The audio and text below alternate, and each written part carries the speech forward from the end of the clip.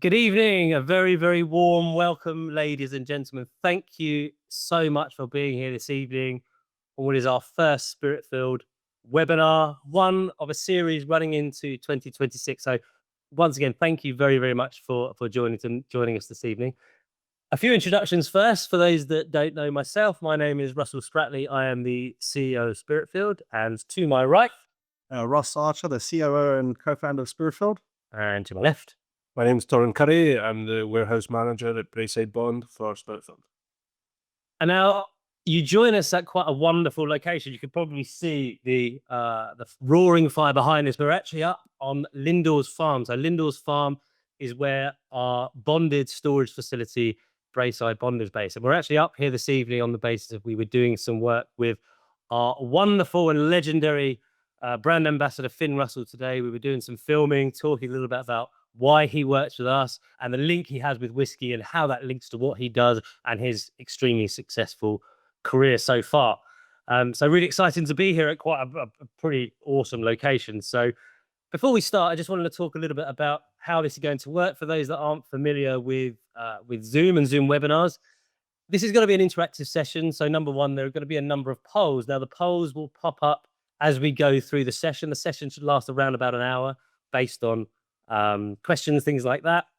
But also, when you do want to answer a question or ask a question, I should say, there should be a button on the bottom of your screen which says question. So you click that button and just type in the question that you want. What we'll try and do is keep the questions to the end of the session, but we'll go through as many of them as possible. My glamorous assistant, Ross, here will be reviewing the questions as we go through the session. So if there is something pressing, perhaps something I've missed, or one of us has missed, then we'd be more than happy to answer those questions as we go through. So hopefully that's clear for everyone. I suppose, what are we aiming for you guys to get out of the session this evening? Well, I think it's all about education, and we pride ourselves on education in terms of what we do here at Spiritfilled. Number one, I want to talk a little bit about who we are, myself and Ross, our relationship, and how we came about starting, launching, and successfully growing Spiritfilled. Also, a little bit more about each element of the business and each element of the parts of Spiritfilled that continue us to grow. And one being the cask side, Spiritfilled. Also, Braeside Bond, which I touched on previously. We'll talk a bit more about the warehouse storage facility, and Torrin will talk a bit more about his role as the warehouse manager up here. And similarly, we'd like to talk a little bit more about Mythical Beast, our bottling brand, and how those three elements of the business tying together. So ideally, we'd like to get a lot out of this session from you guys as well. So we want to make it as interactive as possible. So please do feel free to ask questions at any point throughout the session. Also, we want to talk a little bit about doing your research within the industry. It's more apparent than ever that due diligence is key. And we want to talk a little bit about what that entails, what to look for, what not to look for, the red flags, and actually how Spirit will tie into those elements to make us that trusted partner in terms of cask ownership. So firstly, I want to sort of talk about what we have in our glass. So you can probably see in front of us, we have 3 whiskies. Now, these are 3 individual whiskies that we've kind of hand selected, that we're going to talk about as to why we've picked them individually. They are, of course, all Mythical Beast, which I think you can see over Torrin's shoulder there, which is our bottling brand. But first, I want to start a poll. So it'd just be good to get this moving with understanding a bit more about your love of whiskey at home or wherever you may be. So I'd love to understand, which whiskey making region do you tend to favor when choosing Scotch whiskey? If you are a Scotch whiskey drinker, please, if you don't drink whiskey, have a guess or don't answer.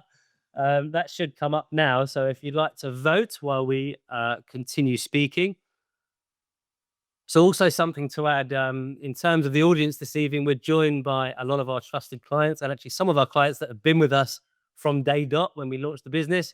Some newer clients as well, that it's obviously a pleasure to have everyone on with us, but also some of those that may just want a bit more information on what we do. And that's why we're here this evening, to hopefully help you on that journey in terms of looking into this market as a potential opportunity for you.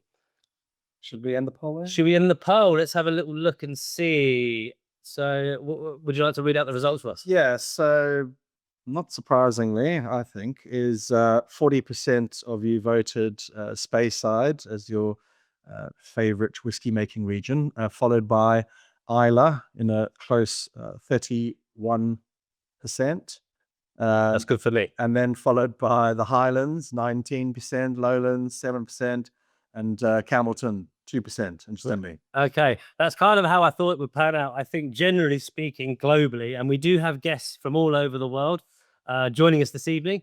Globally, I think a Speyside whiskey, generally based on the lightness and the use of sherry cask to actually sweeten the whiskey, is probably something that is favoured in the market. Yeah. I suppose that kind of leads us on to individually. Let's talk about what we have in front of us. So, shall we start with you, Ross? Have a chat about what. Sure. Yeah. So what I've picked is our 11-year-old Tomatin, which is a Highland distillery, and I have a particular fascination for this one because it is very sherry-fied, and I quite like the sherry notes, sweeter notes in whiskey. So Pedro Jimenez, Oloroso, port, sometimes rum, cognac, cask finishes really tick my box, and I'll probably lean towards unpeated whiskey. And this is a sherry bomb, fantastic dram. Unfortunately, I think we've actually sold out of this, but we had a few lying around the warehouse. So I managed to get a dram of that in. So you mentioned sherry bomb. We'll put you on the spot. And what do you mean by that? Well, I think the whiskey itself is just heavily influenced by the sherry cask vessel that it's been residing in for years, basically, both color-wise and flavor profile-wise. Fine. Thank you very much, Ross.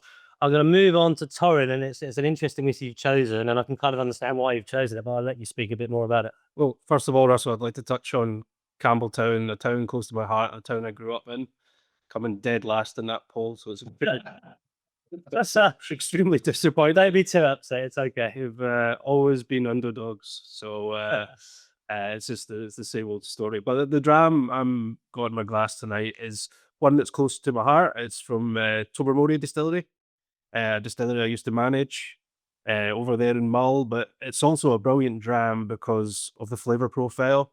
What we did with this dram itself is we took 2 casks, both sherry, but one PX, one Oloroso, and then we let it marry in a rum cask. So you're getting deep, rich, dark fruit flavors from the sherry, and then you're getting spicy flavors from the rum as well. But on the nose, it's sweet caramel, really quite delightful palate. Lovely spiciness, but again, sweet. It's 30 years old, so you're getting a lot of oakiness from it.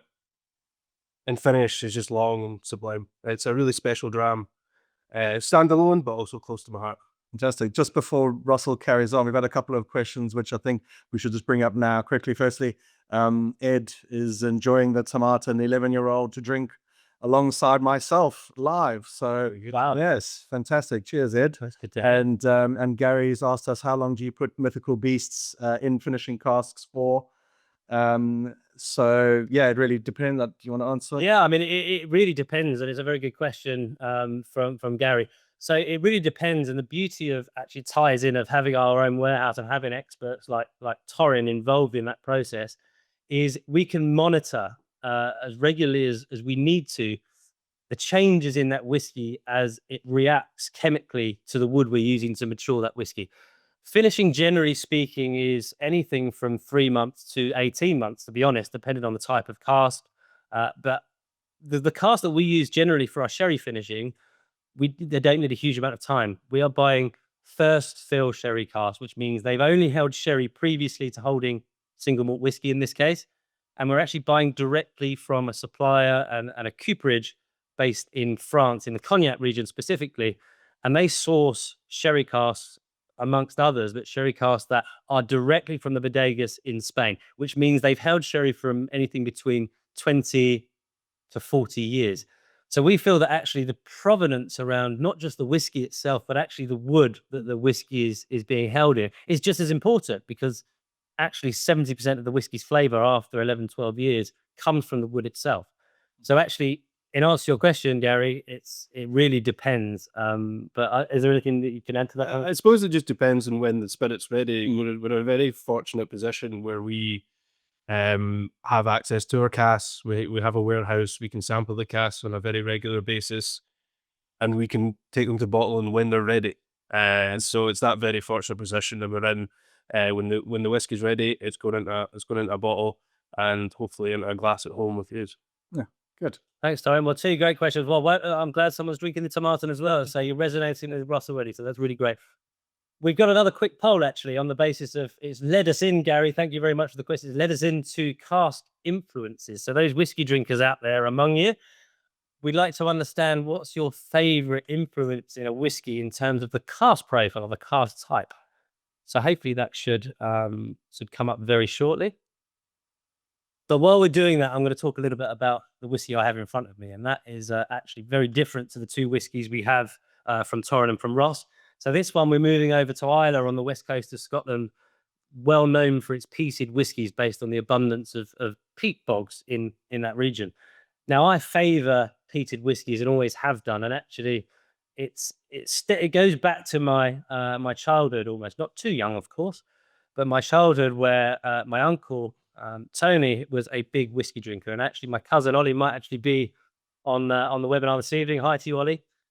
And he was a huge Lafroig drinker. Now, anyone that knows Lafroig knows that when you open a bottle of Lafroig, you know you've opened a bottle.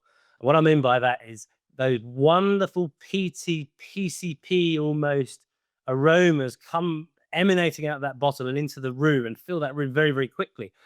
And actually, I learned about whiskey from a very young age, and I kind of went in hard with smoky whiskies at the beginning of my whiskey journey.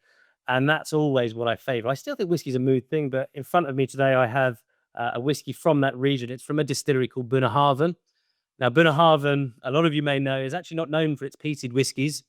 They do unpeated, but also they do have a heavily peated version of their spirit called Stoisha. Now, Stoisha actually lends itself to being quite young. When I mean young, the time it's matured in a cask. And this one, we haven't actually moved it from the one cask it's been in from the start. It's been in that same cask for 6 years, and it was an ex-bourbon cask, so an American bourbon cask. This one, it packs a punch. I think it's around about 60% ABV. We tend to bottle at cask strength, so straight from the cask into the glass. Wonderful, wonderful smoky aroma. It still has that element of vanilla that comes through it from the bourbon, so it still has a small element of the wood influence. It's a lot lighter than the other guys are drinking, but for me, an absolute winner. So that's kind of nicely fitting in terms of our whiskey journey. And that kind of, have we got the... Yeah, I think I got the results. Okay, let's have a look. So we'll share these as well.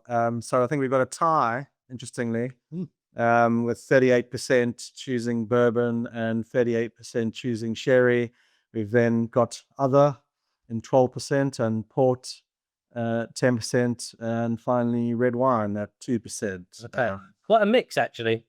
I actually thought that's actually surprised me. I don't know about you guys, but I would have thought sherry would have come a lot higher in that ranking. Definitely. And I do wonder what the other is. Is it virgin oak or maybe cognac? Sultans. Yeah. If you want to comment, please do. But it'd be good to know anyone that voted other, because there's probably a few guys. It'd be good to know what those are. And we'll maybe address that a little bit later. But just I talked a little bit about my love for whiskey and my love from a young age, and that kind of leads me on to talking a bit more about who we are and how we started. And I've known Ross for around about 12 years, and we worked together outside of the whiskey industry.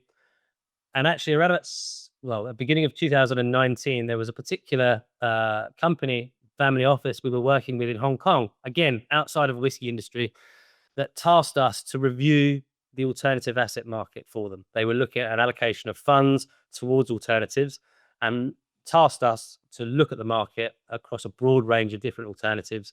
And that's exactly what we did. And as part of that process, Whiskey Cask came up.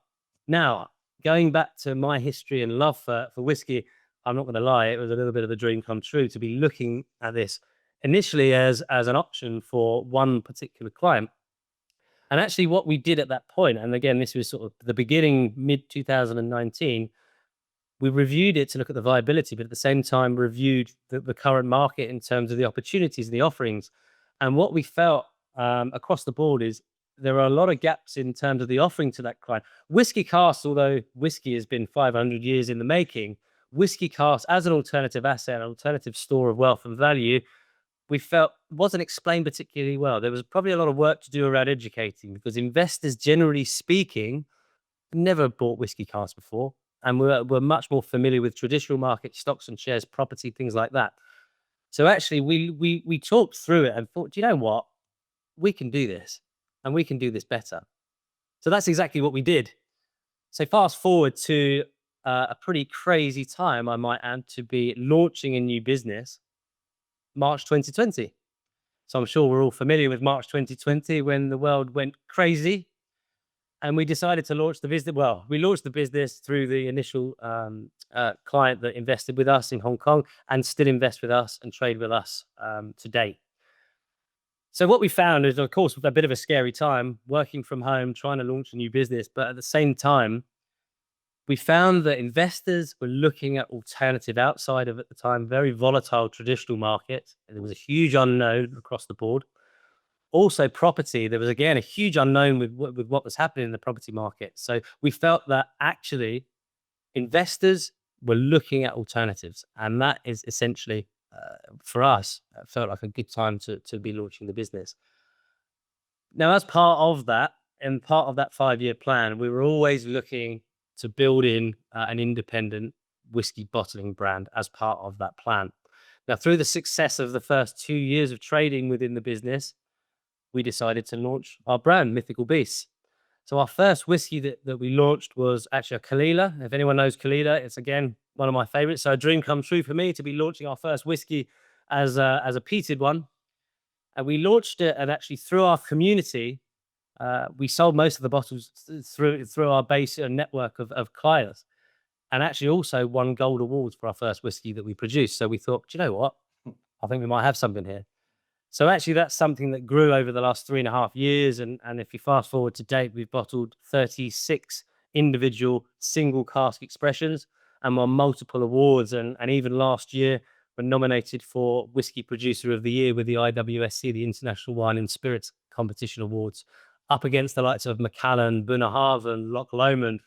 And we didn't win, but to see our name in lights against such amazing pioneers and innovators in the whiskey industry was a huge humbling feeling for us. So that was really, really exciting. And as we kind of grew the business, we felt that to help encapsulate our 3 core values as a business, and our 3 values are trust, transparency, and community, we felt to further control and add the trust and transparency for our clients that owned Cask with us was to have our own bonded storage facility. So when I would say bonded storage facility, essentially that's a warehouse that's approved by HMRC to store, in this case, whiskey casks, maturing whiskey casks, under duty suspension. So no tax is paid on those casks until eventually those casks are bottled and those bottles leave that warehouse. So that was a big step for us, and that's the most recent addition in terms of what we do as a business and how we ensure that trust and transparency for our clients. So I want to talk a little bit about each one individually. I don't know if you had any questions as we're going through. Just a couple of people stating that the other cask profile, 2 people were saying rum. Yeah, okay. Yeah. So that was, the other cask profile. And John, I see you've mentioned the Balvenie Caribbean rum cask finish. That was one of my a favorites. firm favorite. I believe a 14-year-old. Yeah. That one a really, really easy drinker. And I think over lockdown, there was certainly a couple of bottles bought from my household. I think the price kept going up because we were buying most of it Amazon. Yeah. Yeah, I think that's another key element of launching a whiskey business in lockdown, if people were drinking more whiskey. So actually that kind of fits quite well as well. But just to talk a little about each individual element of the business. So number one is the Spiritfilled as a company in terms of the cask supply. So what was key when we started the business was building a strong supply chain in terms of supply of casks to ensure they fit a certain bracket for our clients to grow in value. And that's something we built from a very early stage within the business. And that's something that has grown considerably, especially over the last 2-3 years. And certainly since we opened that warehouse in September last year, we now have direct supply with distilleries all across Scotland, which means we're cutting out all middlemen and we have direct supply to our warehouse whether that's casks that have been aged over a period of time, or whether that's buying new make spirit. Do you want to just explain what new make spirit this time? Yeah, so new make spirit is the liquid, is the spirit that comes off the stills in a distillery or within the still house. At that stage, it isn't whiskey, because to be whiskey, it has to be matured in a cask for 3 years and 1 day. So what we're doing at Braeside Bond is we're getting tankers of new make spirit directly from distilleries, as Russell said, missing out all the middlemen and the middle steps. We're going direct to the supplier. We're putting it in casks, in Braeside Bond, sometimes at request of, several times at request of clients. What cask do you want? I want that spirit in that cask. And then we're storing it in our warehouse where you can get samples, regauges, pretty much as regular and often as you want. A very quick pace, I would like to add. And then also allow you to come to the warehouse and visit it and spend time in your cask and hug it and kiss it and take photos with it and write your name on the end and do whatever you want. Yeah, with within reason. Yeah, and just on that point, I think we had another question. I don't know if we've stated the exact location of the warehouse, but we're based in Newborough in Fife, which was just an hour's drive north of Edinburgh. So very easy access for people wanting to come visit. That leads us on nicely to sort of explain a bit more about the warehouse and the kind of reasoning behind the location. Number one, it was key to fit within our core values as a business to ensure that transparency side of things. And we'll talk a bit more about the regulatory side and what to kind of look for a little bit later. But I think what was key for us is to ensure as much transparency and trust as possible. And to do that was to have our own location, our own licenses to ensure we are managing the whole journey for our clients, from sourcing, managing, which is just as important, and also the exit. Again, something we'll talk about shortly. And finding the right location, initially we looked at about 4 or 5 different warehouses all over Scotland and actually settled on where we are now. And there's a number of reasons for that. Firstly, it was a purpose-built storage facility for whiskey casks. So it's a 20,000 square foot warehouse split into 2, which are right next door to each other. So it's purpose-built for whiskey casks. So in terms of the regulatory side of things and our licensing with HMRC, it had already been built to do what we needed to do in there. So that was really, really important. Number 2 was about the visitation, and Ross touched on that, and as did Torrin, visitation of those casks for our clients. So since we've opened the bond back in August, September last year, we now have between 8,000 and 9,000 casks in that warehouse, and the casks are moving in weekly, whether it's casks we're buying directly from distilleries, or whether that's client-owned casks that are being moved from other locations across Scotland. So that actually gives us much better control for our clients and allows our clients to come and visit, see them, makes it more tangible for that client. So that was a really exciting step for us. And not only that, it's on a farm. And as I mentioned initially when we started, this is Lindores Farm. So Lindores Farm is around 1 mile away from Lindores Abbey Distillery, which some of you may well have heard of. They're getting quite a name for themselves and distributing globally. But the farm actually supply the barley to the distillery for their distillation process in making their single malt whiskey. So it's a true grain to glass process. So it's exciting to be involved within a business that we're actually supporting and working within the whiskey industry. That was really important. The other thing is the facilities available on Lindores Farm are second to none. So not only do you have our warehouse located in the beautiful area of Scotland, Cooper, at the same time, where we are now, the Barley House, which is used for client entertaining. We can see up to 20 people here. We have a Michelin star chef that joins us to cook for some of our guests. But also we have what is called the Hide, and we'll send some links out following the webinar. The Hide is on the top of one of the hills that overlooks the River Tay. So the River Tay runs down, you're sitting up at the Hide, which is almost like a ski chalet.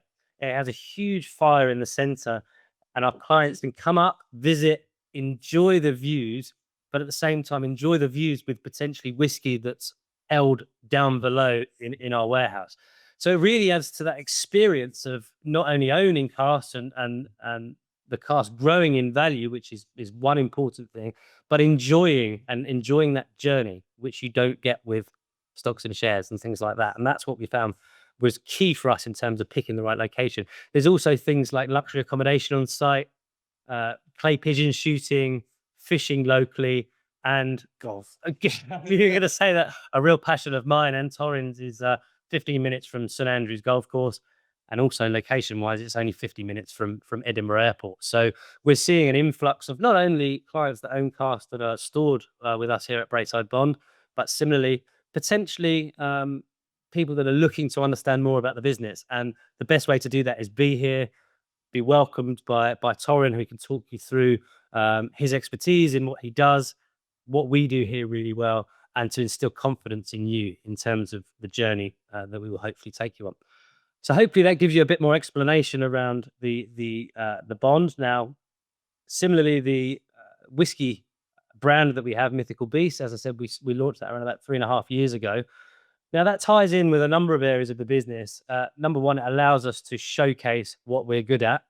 And as I mentioned, we've won multiple awards across all of our whiskies, which is really, really exciting. We work with the likes of Torrin and other people, other experts within the industry to kind of bounce ideas off in terms of cask profiles, cask finishes, things like that. And it allows us to control the bottling a lot more by having our own warehouse and being able to taste and test as freely as we need to ensure the whiskey is right to be bottled. But similarly, for our clients, and actually a big part of the exit opportunity within whiskey moving forward will be exiting through bottling. Of course, the main part is selling a cask through the secondary market. However, the independent bottling market is changing, and it's changing for the better on the basis of, if you look at the profile of young people nowadays, and we've done extensive research on the younger generation, and actually looking at the demographic, and it's not about going out when you're 18 years old and drinking as much as you can anymore, which is probably a good thing. It's more about drinking less, but drinking better. And that's exactly what you get with a brand like Mythical Beasts. Everything is limited numbers, anything from 100 to 600-700 bottles per release. So it means it's very limited. Once it's gone, it's gone. And no two casks that are maturing are the same. So once that it's gone, it doesn't matter if you're bottling a whiskey that's filled on the same day, they casks might be next to each other being filled. They will be completely different in terms of their profile. So it makes it more exciting for the younger generation. And let's face it, that's important to understand that market. Yeah, just a little point as well. We're bottling 4 new whiskies just before Christmas, and 2 out of the 4 are actually client-owned casks that we are collaborating with.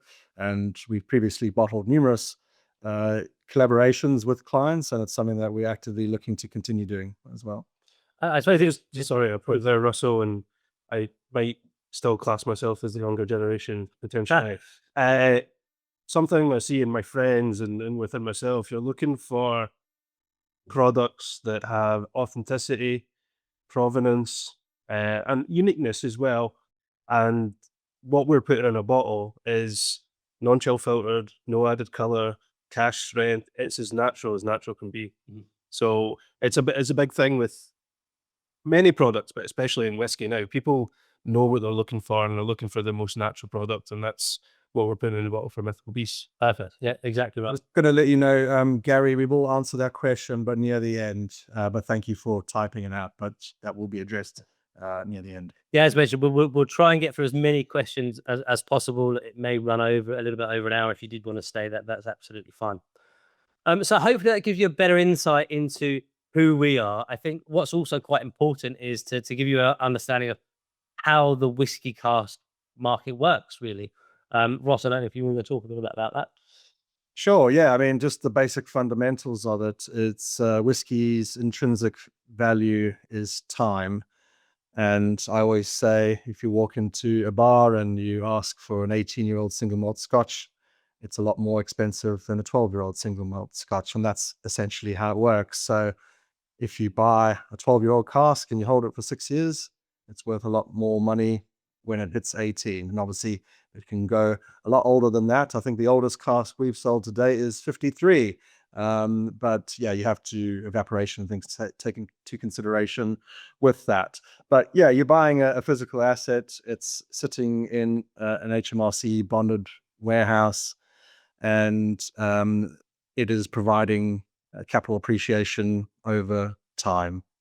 And I think that is essentially the basic fundamentals of whiskey cask purchasing, essentially. Yeah, and I think really, and it comes down to, as long as you're buying a whiskey cask at the right price, as the whiskey chemically changes in color and flavor, the whiskey would the cask would appreciate. So time gives whiskey its intrinsic value. That's really the key fundamental. I mean, whiskey cask as an asset is actually quite simple, but the key is understanding how the market works. But as I said, as you're buying at the right price, it will continue to mature in value.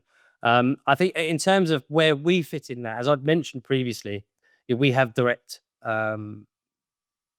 contracts with distilleries whereby we're sourcing direct. So it just means that we're best priced in the market.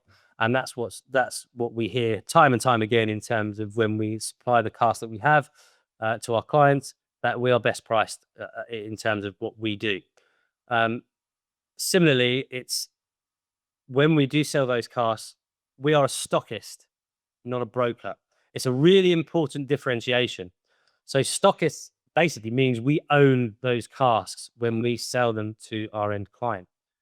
We're not going out to market to source them. Essentially, when you buy a cask, we give you that direct ownership transfer. And I move on to another point, which I will labor a little bit later when I talk about, understand the market and know what to look for.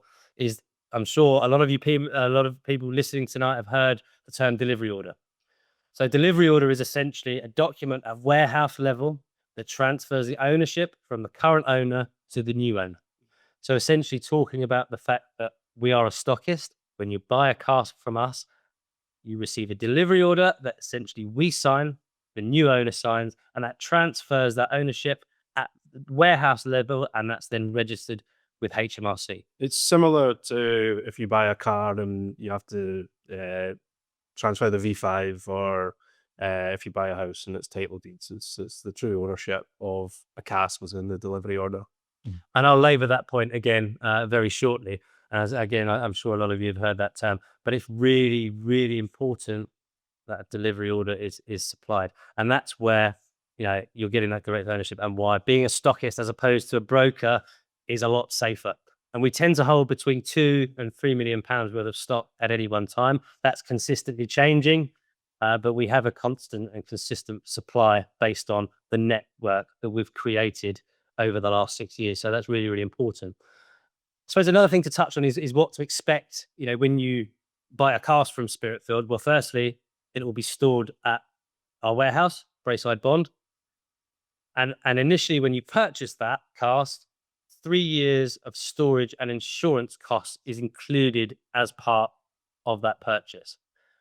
So the storage side of things, the cask is held in that warehouse. The insurance is really, really important. And another important thing here is we can supply all those insurance documents, but we have an independent insurance policy with Aviva PLC. Now, Aviva are one of the largest insurers. I'm sure most of you have heard of Aviva. So we have that independently through Aviva, and we've had that for a number of years. And even more importantly, we are audited every 6 months through that policy, which means that your casks are assured for the true value based on market value. So if you buy a cask if you buy a cask for 5 years later, something happens to that cask, it means it's insured for the value after 5 years and not the value after 1 year. Again, really, really important to know. So that's really key to understand. Also, with regards to the warehouse, we have an online warehouse management software package called Vapor, which we've had tailored to our needs and our requirements as a business, and also our requirements for our individual clients, being able to hold individual accounts at the warehouse. So what that warehouse software does, it's called Vapor, as I might have mentioned. That allows you to manage your casks online. So you can actually firstly see where they are located in that warehouse on almost like a 3D CAD image. Similarly, you can request your own samples of the cask or request what we call a regauge. Now, a regauge is essentially a check on the cask. And I think Ross touched on earlier the fact that casks reduce in volume through evaporation, which is part of the chemical maturation process of whiskey, by around about 1 to 2% per year. There are benefits in terms of the tax side of things of that, which we'll move on to. But what that means is, as casks get older, it is more and more important to be checking that cask. Similarly, all casks, when they arrive at Braeside Bond, are checked. So everything has very, very recent regauge. So you know exactly what's in that cask from day dot, essentially. But this is all something that can be managed online. And we are working with Vapor to actually build in a lot more elements to make that journey simpler and easier for our clients to be able to actually receive valuations through that software and market reports on the whiskey cask that you own. So that's something we're developing, and that should be available very, very soon. But it's a very intuitive package that I know works really well from a warehouse level as well. Yeah, so I'd say to visitors and even their staff members, I say if you can work a smartphone, you can work Vapor. They always run the risk that somebody might not have a smartphone, but even if they didn't, it's so intuitive, it wouldn't take them long to pick it up. It's the most transparent and interactive whiskey storage platform there is. I've worked with the old school providers at distilleries that have had the same provider, not name them, for tens of years, and it's just light years ahead. I would say they're the new kid on the block, but they've been around for 5+ years. They worked with a warehouse similar to ourselves to develop the perfect package. And as Russell says, you can set up your own account, or we'll set up the account for you. We'll give you a login and a password, and you can go in of a Friday or Saturday or a Monday evening with your dram, and you can look at your cask and the CAD 3D drawing in real time, and you can ping me a request to send you a sample in any country in the world, really. So it's very interactive, and it's extremely transparent, and it's a joy to work with, really. Good. Just before we carry on, guys, there's a few questions building up here, so I Mhm. thought I would just answer some of these before we move on to the next section. But Gary's asked, where do we get the bottles designed? It's a collaboration. Illustrations are actually designed by my dear cousin in South Africa, and then we have a local gentleman in Scotland who actually helps take the illustration and map it out onto the labels, and essentially that's how we've designed our mythical beasts. We then move on to Rob has a question, which is pretty valid. What devalues a cask? Well, the integrity of the cask, I suppose, which is monitored, inspected upon arrival at Braeside Bond, and also warehouse operatives do walk around regularly looking for any signs of potential issues with casks. Obviously, the liquid in a cask, has a value, and getting samples and trying the whiskey is important. But what I would say is that whiskey, you can always manipulate the flavor profile of that, and we've done that numerous times with our Mythical Beast bottling. One here, which Torin's actually drinking, the 30-year-old Tobermory, we played around with a bit into a few different casks and eventually managed to crack a fantastic flavor. But also we had what was at the time a 9-year-old Ardlair, which is unpeated Ardmore, and we got the sample. It looked opaque, didn't have much color to it, didn't taste great. Myself and Russell decided to put it into a Pedro Jimenez cask from one of these bodegas in Spain. We left it for about 18 months, and I think we won a gold award off the back of that one. We bottled it as an 11-year-old. So those are things that might devalue it, but obviously if there's an issue with integrity of the cask, we can re-rack it into a new cask. That's not a problem. And of course, if people aren't happy with the flavor profile, once again, you'd re-rack it into a new type of cask and leave it for a length of time, keep getting samples until you are happy. I think something just to add to that is we very different to wine in terms of the process of the maturation.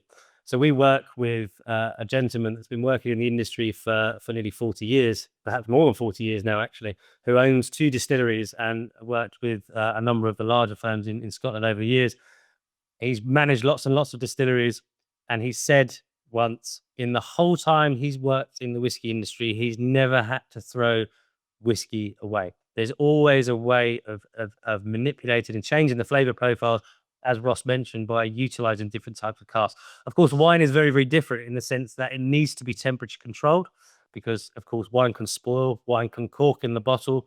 Whiskey being such a high ABV, and there might be something you could add here, sorry, through your education in whiskey, But whiskey being such a high ABV in the cask and the bottle, it doesn't spoil. But everything can be changed and created to make it a better whiskey. I think 2 points there. So in terms of temperature, you're correct. The whiskey won't spoil. It's too high ABV, but what you're looking for in a warehouse is consistency in temperature. There's going to be fluctuations in ambient temperature in warehouses, just even in Scotland when it seems to be raining and cold all the time, but between the seasons, because our warehouse is purpose built, the ventilation is amazing. And even on a day like today, when it was -3 degrees outside, it was a steady 5 degrees in the warehouse. And in the hottest day of the summer, when we get one, when it could be 30 degrees outside, it's no more than 15 degrees in the warehouse.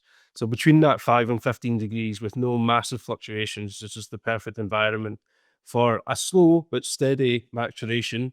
So you're getting flavour imparting into the spirit, but you're not getting excessive losses through evaporation or angel share. There was another point though that we were. Well, I think just very quickly. Yeah, Sorry, on that, I've just remembered. Apologies.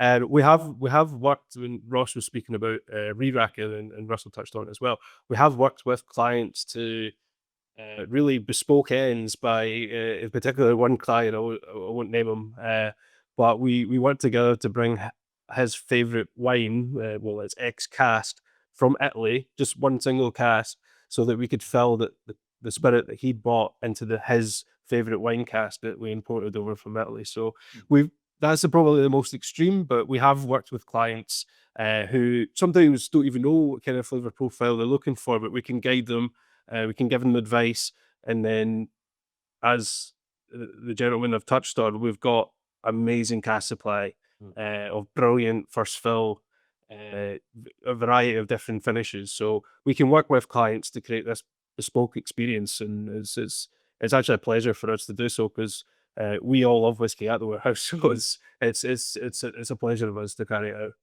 Yeah, we've worked on various different ideas and we brought ideas to life. We had one in particular client that was looking at wedding favors for his son's wedding a few years ago. So we created, we actually moved one of his casks into smaller casks. When it's in a smaller cask, and I'm talking 50 liters, so a kind of little diddy one, it actually matures a lot quicker and gains a lot more flavor a lot quicker. Therefore, as long as it's only a short period of time in those small casks, because it does evaporate quicker, you can actually create quite a masterpiece in a short period of time. So we created wedding favors.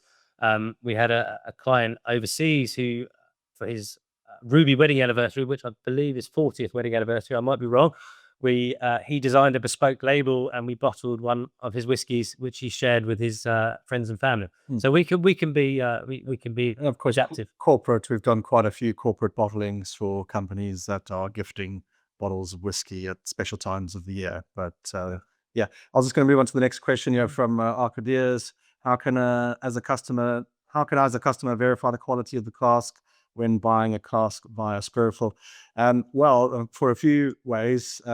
Firstly, the casks are inspected upon arrival at Braeside, whether that's empty wood or whiskey filled barrels. Then also casks are photographed before they put up on pallets and racking, and that is uploaded to Vapor system as well, so you can actually see your casks. And if you had a special request and wanted a little video of a cask that you're buying or casks that you're buying, that is something that we offer as well. But going back to the experts that we have at Torin and his team, they are constantly inspecting casks on arrival and while in the warehouse. So we make sure that the integrity is held up by that. Just moving on to Rob, says delivery orders was the reason I decided to buy a cask for Spiritfilled. Well, thank you very much, Rob. Paul asked, what would you recommend for a first-time buyer with Spiritfilled? Well, that's an interesting one. It really depends on a number of things, and I think it's key to our process of the introduction of Spiritfilled as a company.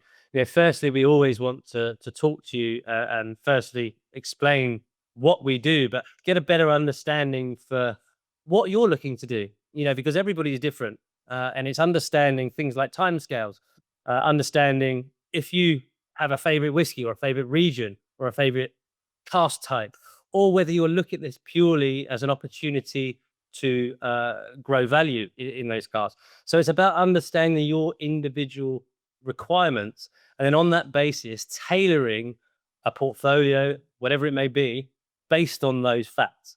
So that's important that we work with you. And again, I'm going to go back to what I mentioned initially in terms of our core values of trust, transparency, and community. It's about understanding you and about understanding what you want and what you need and how we fit into that requirement, essentially.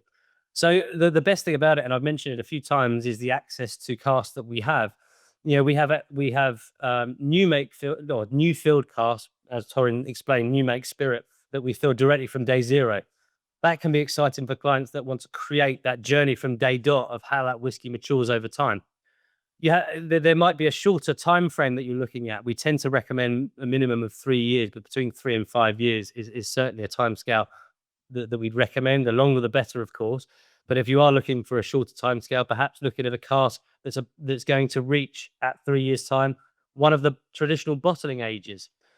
So traditional bottling ages tend to be, and it's kind of a very loose expression now, because actually, you know, I'm just looking at some of our bottles here, 6 years old, 11 years old. We tend to bottle when the whiskey's right. Traditionally, but whiskey was bottled at 12 years old, 15 years old, 18 years old, 21 years old, so on and so forth. And actually still now, when you look at when we buy directly from distilleries at those sort of ages, values do tend to spike, because actually there's still a bit of weight around those years. So actually timing it with when that cask matures to that particular age, again, that could be something we discuss. So really, it's a really good question, but I think it's more about you as opposed to us sending you a list of casks. We'd like to actually tailor that to your requirements. Yeah, great answer. Just 3 more, and then we'll carry on, and we can answer the other questions at the end, I think. Okay. But Rabs asked, when will vapor be available? It's available now. If you go to braysidebond.co.uk and you are already a client, you can top right-hand corner, register, and once that's all done, your car should be readily available to view and order samples and regauges, etc. Any issues, just email the admin on the contact information on the website, and the admin will get in touch with you to help with any questions that you have. I think Pedro's asked a similar question, how to get logins for the vapor software. If you go to braysidebond.co.uk, once again, go to register, and you'll input your own password, etc., and using your email. And then just one more question before we move on, from Andrew, basically saying that we say that whiskey casks lose 1% strength each year. So why do they go up in value the longer you keep the cask? So yeah, it might have been, I might have said that incorrectly. It's not 1% strength, it's 1% in total volume. So that 1% is not the ABV, which is the alcohol by volume, which is obviously the percentage strength of a whiskey. That's actually the percentage lost with evaporation. So the water and everything else within that cask. So the ABV only drops by about 0.3% per annum. Yep, something like that. So hopefully that explains. But similarly, the reason it still increases in value is based on the scarcity is the main thing. So 80% of whiskey is bottled before it's 12 years old across the whole of the single malt whiskey market. So as that whiskey grows in age, the less of those casks are available to the market. And that's why the whiskey, although it's reducing in that volume and you are getting less of a yield within that cask, it's becoming rarer and more scarce. Therefore, more of a more of a... And I think basically it's time versus volume. And yes, volume is slowly decreasing, but as time goes by, the value of the product far outweighs the small losses you are seeing with the drop in volume. And I think just something to touch on there is kind of in the UK, there is a kind of benefit to the loss of liquid through evaporation. And also, believe me, Diageo, for example, have tried stopping that. It's called the angel share, which is the evaporation. They've tried stopping it by wrapping casks in cling film and various other weird and wonderful things, but it affects the chemical process of what's happening within the wood. Unfortunately, without evaporation, your whiskey does not mature, and therefore it doesn't increase in value because you don't have any flavor imparted on it. So it's part and parcel. I mean, we call it the angel share as part of a kind of romanticizing it, but it needs to happen what we do in the warehouse is try and limit it, keep it to a normal level of about 2% a year. And then by the time you're going to exit, you've got both an aged product with a good bulk liquid in it, Yeah, which is going to give you value. And as I said, the kind of positive spin on the loss of volume is in terms of HMRC, whiskey casks are deemed as wasting assets or wasting chateaux is the actual name. And the benefit there is in the UK, it means there's no capital gains tax based on, when you're selling that cask. So huge benefit, especially in this day and age. I'm sure you'll all agree. There are tax benefits to whiskey cask ownership based on that reduction in volume. Hopefully that answers your question. I think we can proceed and then. Fine. Okay. Well, look, obviously keep the questions flowing, and we're through to the sort of the last part of the session. Then we'll move on to questions. So please do keep the questions coming in, and thank you for all the questions so far. So, would you like another dram, Dennis, or I'll try that. But that's I'll let you. Yeah, that's fine. Yes, please. So just to kind of end on do your research, which is something I mentioned initially, and I think it's more important than ever that those looking to buy and own whiskey casks fully understand the market, how things work, what to look for. And I think a lot of you may have seen earlier in this year, there was a documentary that was aired on BBC called Hunting the Whiskey Bandits. And it was just very loosely around some companies within the whiskey cask investment space that were fraudulently selling casks that didn't exist, and sometimes double selling or maybe even triple selling the same casks. So, of course, that was something that was made aware to everybody, which I think is really, really important. And it really enhances all the different elements of what we do and what we do well. It's about that direct ownership is really, really important. That delivery order is so, so important. That gives you that ownership at the warehouse level. That is the first red flag of a company. And again, we always recommend do your research. Speak to other companies. If you're in the process of looking into this market as an opportunity, speak to other companies in the market. Get a feel for what's happening. That's the main thing, is the delivery order. But there are a number of other things that I kind of wanted to talk about. But the delivery order is the commitment to that transparency that we want to give. The other thing is the details on the cask. So the key areas or the key details on a cask when being sent information, firstly is the distillery, the name of the distillery, and ensuring what we call naming rights on that whiskey. So ensuring that when I say naming rights, when the whiskey is eventually bottled, being able to use the name of that distillery on that bottle. Some distilleries don't allow you to do that. We do sell casks that don't have distillery naming rights. However, we sell them to clients that are looking specifically for distilleries. Everything on our list has the naming right of that particular distillery. So that's really, really important.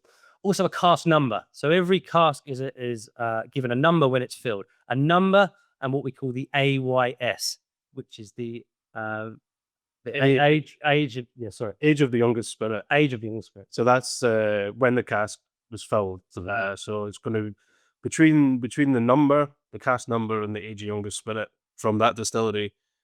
There can be no mix up, because that's the only one on that day that was filled at that number. So it's important to look out for. That's exactly what you need from the particular company that's supplying this information. Also, things like we mentioned about regauges, and actually a regauge is giving you the exact amount of alcohol in that cask. When a cask is filled, it's called the OLA. That's the original liters of alcohol. Generally, when a cask is filled at new make spirit, it's between 63.5 and around 70 to 71% ABV. Very, very high alcohol, but of course that reduces by that 0.3% year on year.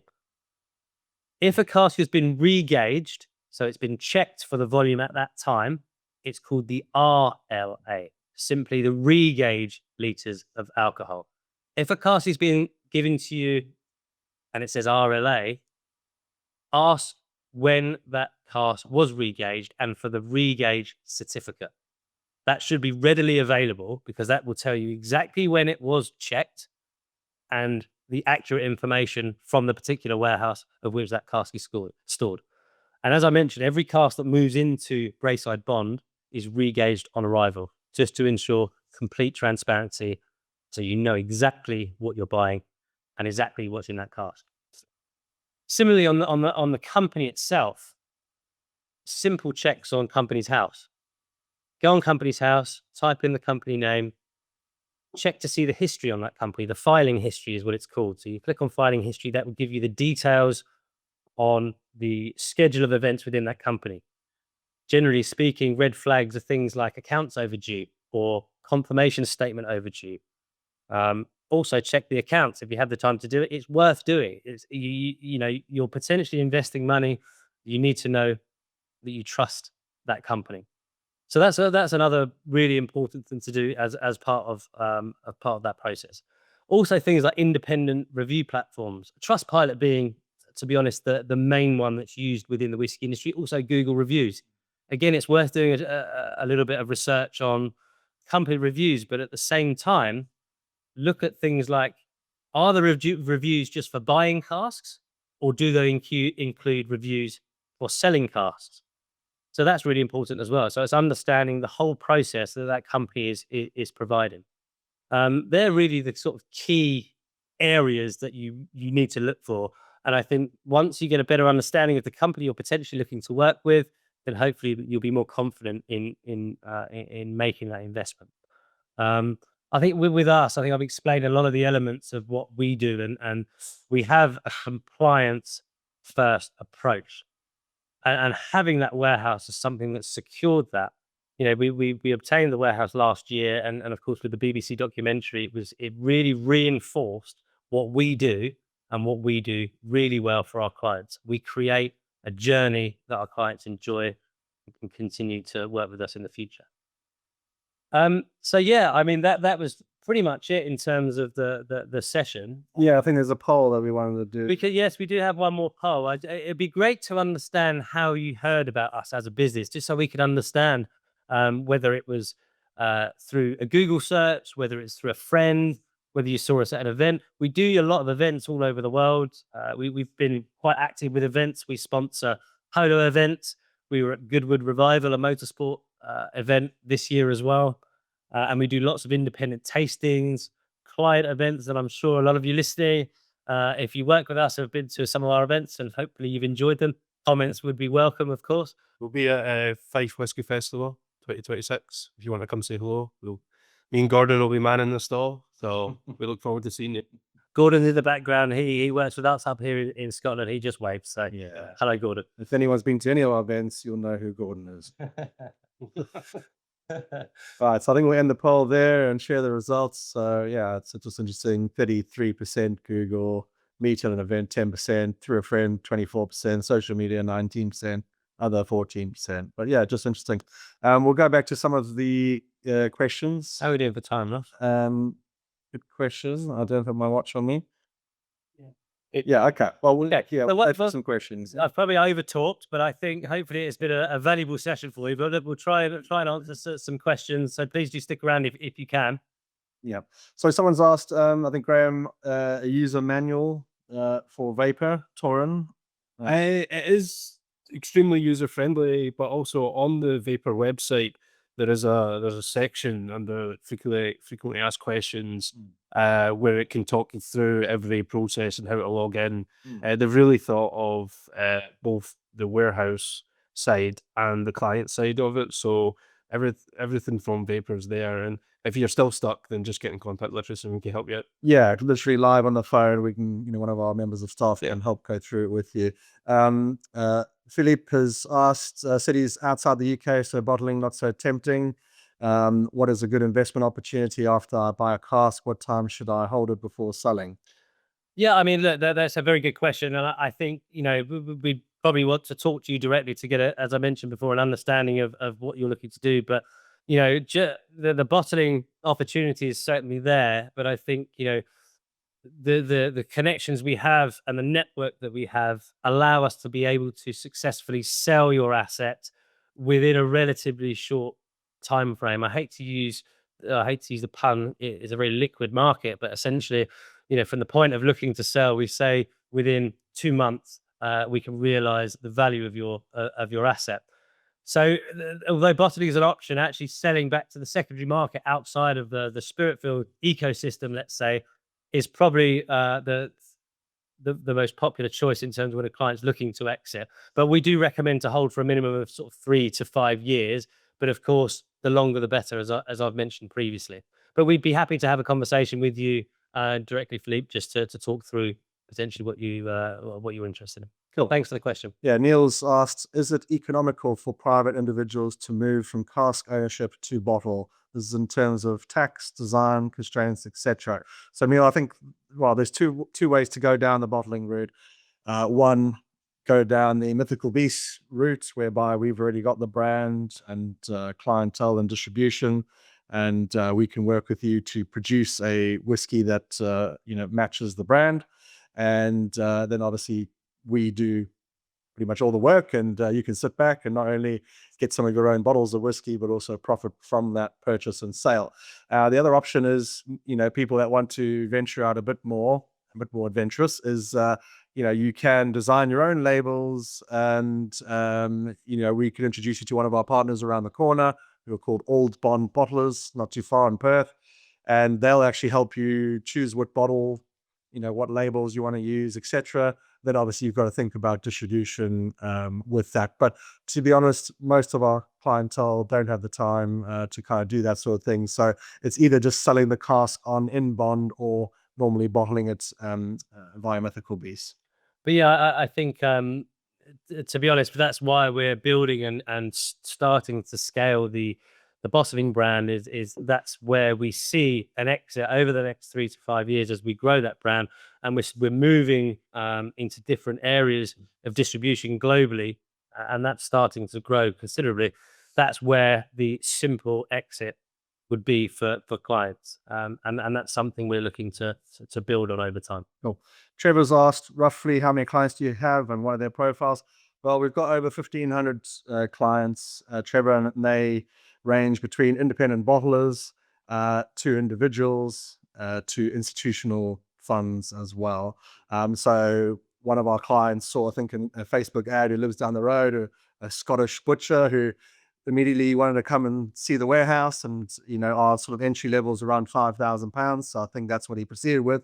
And then of course we've got institutional money coming in. So it's very varied in the type of clientele that we deal with. And I think, the other thing to add there is we work with clients all over the world. I think around 28 countries we have clients, so completely across the globe. You have, of course, the casks are stored and managed in Scotland, but yeah, we work globally, and as Ross mentioned, a kind of real range in terms of profile and requirement, essentially. And also like goals as well. So we've got people that want to buy and bottle in a cask. We've got people who want to buy and pass it on to family members when they pass, or pass it down to their children. And then you get the real investors who see it as a real asset value building project. So it's a varied group, and we've had them all at Braeside Bond from all walks of life and from all over the globe. Yeah, absolutely. Gerald's asked for comments on inheritance tax and capital gains. Obviously, everyone in the UK is pretty much aware. I think the new budget's coming up next week, so things might change. Always speak to an accountant with these things. We don't really talk about inheritance tax ever, but on the capital gains front, Russell was talking about that earlier. I don't know. I mean, inheritance tax is something that we certainly can't give advice on that side of things. But in terms of factual information around capital gains tax in the UK, capital gains tax is exempt on the basis that a cask under duty suspension is deemed as a wasting asset, and that sort of ties in with the process. Actually, just very quickly, the process for us gaining the right warehouse licenses for not only the warehouse itself, but actually operating as a duty suspended warehouse operator. So that took around about 7 to 8 months with HMRC.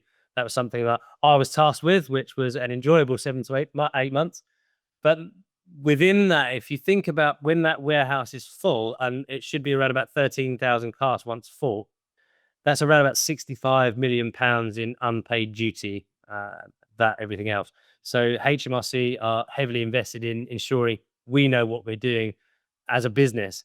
So of course, HMRC will be paid when that cask is eventually bottled, and every cask is going to be bottled at some point on the basis that it's reducing in volume. But anyway, that's the benefit in terms of CGT with regards to when the cask is under duty suspension. Patrick asks, is there a standard duty tax applied by HMRC when a case of bottles is sold?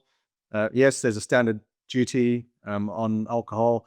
Obviously, when the bottles are in duty suspension, that's not payable. It's only when the bottles are moved out of duty suspension to be shipped to clients, usually, that becomes payable. Yeah, if you move it from duty suspended to duty paid, you're paying around £32 on every pure litre of alcohol. So whatever your bulk is, 100 litres, and it's 40%, that's 40 pure litres of alcohol. I can't do the maths in my head at this time, but Oh, I'm sorry. it's No, that's fine. Okay. Hopefully that answers your question, Patrick. Thank you. Trevor's asked, how do you know when it's the right time to bottle? Well, I think putting it simply, Trevor, when we request samples for different casks, which we've done recently with our upcoming Christmas bottlings, it's just when they taste right. We don't really care about the age too much, whether it's 10, 11, 12, 13, 14, whatever it is. It's, myself and Russell generally taste it first. If we think it's good, we'll put it on to other experts within the company. And then we give it the stamp of approval, get the labels printed, and ship the cask up to the bottling hall, which we've actually just recently done this week for new bottlings coming up. Yeah.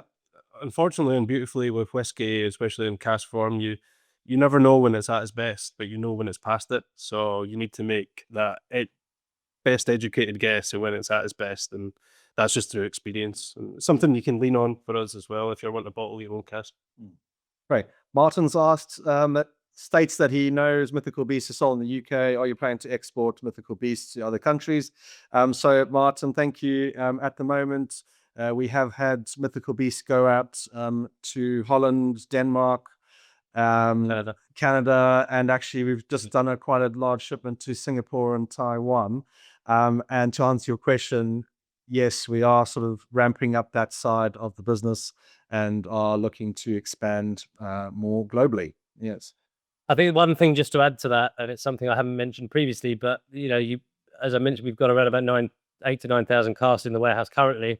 13,000 is the capacity for the facility we have right now. So if you think about it, in the next 6 to 9 months, that warehouse is going to be full.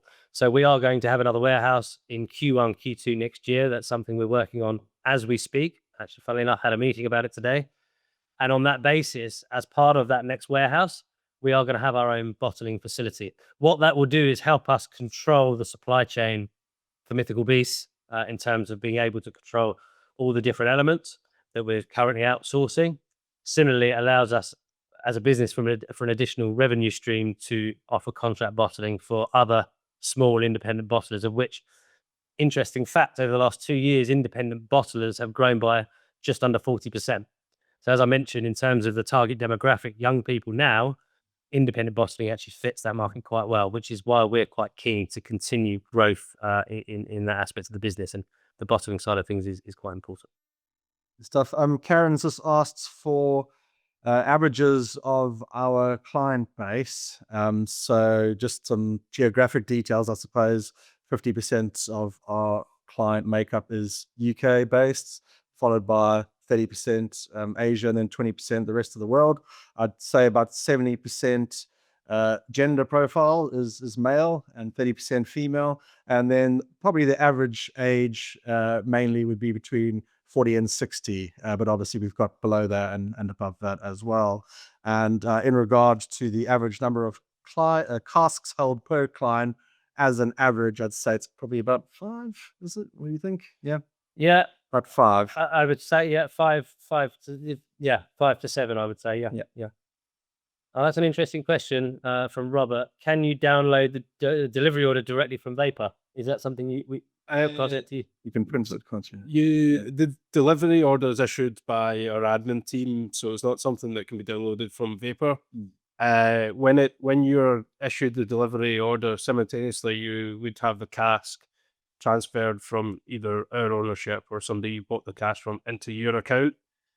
So the warehouse itself issues the delivery order, and that's just for compliance. And so nobody can turn around and say it was Vapor's fault. It's the warehouse manager and admin team's responsibility to issue you a delivery order. But just to add to that, the delivery order would, assuming you buy a cask from Spiritfilled, the delivery order is issued by us for both Spiritfilled, so myself and the new owner of that cask to sign. It's an electronic signature.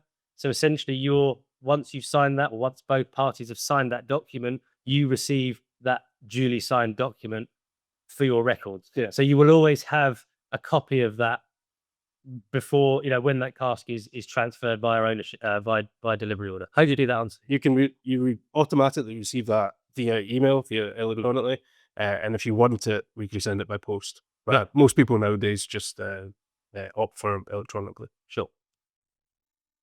Gary's asked, did Russell light the fire with his new fire start? I know who this is. So, hi there, Gary. So, Gary is a current client of ours. Thanks for listening this evening. He actually lives in my hometown and provides.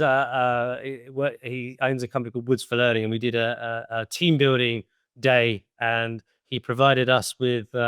It's essentially a piece of metal that sparks, and I was quite enthused by it. And yeah, thanks, Gary. Ian's asked, is there a likely time frame for the addition of online valuation facility? I mean, it's something that we want to do, Ian, and obviously with the new warehouse, there's a lot of new functionality and things that we are getting to grips with. But yeah, it's something that we want to do, is create an online inventory valuation system. Exact time frames, not sure as of yet, but we are discussing it regularly.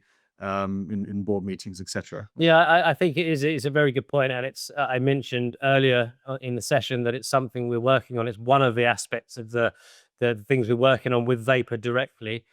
Vapor uses what we call APIs, which actually allow different types of software to talk and link to each other, and that is going to be a really good way of enabling us to provide or to utilize Vapor to provide those valuations. So it is something in the pipeline, and that will be something that we can sort of keep you updated with. Good stuff. Karen's asked, any idea where whiskey sits in list of investment commodities? Well, it's definitely an alternative asset, Karen. So that's where it should sit in sort of category of any portfolio. Hopefully that answers your question.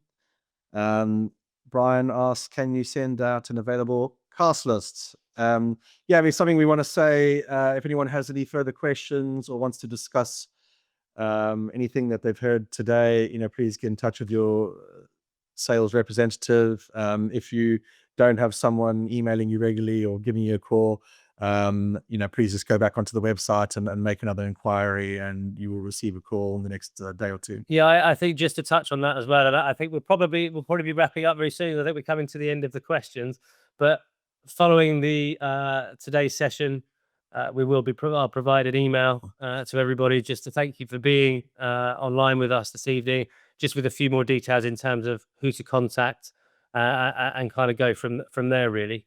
But we'll just complete the last few questions and Sure. Pedro says buying a bottle on our online shop. He's based in Netherlands, has to pay additional tax. Unfortunately, Pedro, I think that is the case. However, do contact us because we have a distribution partner in Netherlands who might be able to sort you out a better deal. So, just inquire to us again or email the sales representative. Martin, whiskey investor based in Sweden, very interested in bringing Mythical Beast to Sweden. Very happy to have a conversation with you, Martin. So yeah, please do drop us an email. Just go onto the website, spiritfilled.co.uk, and get in touch. Myself and Russell will be happy to have a conversation with you next week. Just say lots of lovely lots of lovely comments from people. But thank you very much, Gary. Thank you, And thank you, Karen. And Yes, just to answer your question here, can we visit the warehouse facility without being a client to get a better understanding? Absolutely, and that's something we offer to anybody. So as long as we have a bit of notice for when you'd like to visit, we have an online booking system.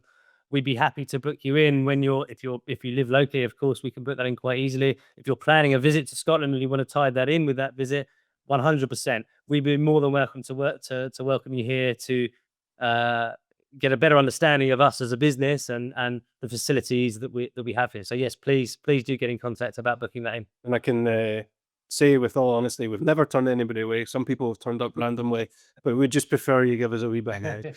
especially if you own casks and you want to see them, because sometimes they piled up underneath all other casks, so we need to move them around. So ideally 2 weeks notice. Thank you. Well, ladies and gentlemen, I just want to thank you all for being with us this evening. It's been, I feel, a wonderful session. Hopefully it's been valuable to you guys as well. Just to kind of very briefly say, we are looking to do a series of these, probably every 6 weeks to 2 months. And each webinar will be slightly different in terms of we're going to invite lots of different special guests that are involved in the whiskey industry to talk about, what they do and what they do well. We're going to do live tastings. There's lots of different ideas that we have to continue and grow this series. So hopefully you've enjoyed it. Again, thank you so much for being with us. Any questions we will have, or any questions or follow-ups or comments, I will send an email out over the next couple of days just to thank you all for being here and with all the relevant details to contact us. So again, thank you very much. Thank you guys for being here. Thank you. And enjoy Slange. Cheers.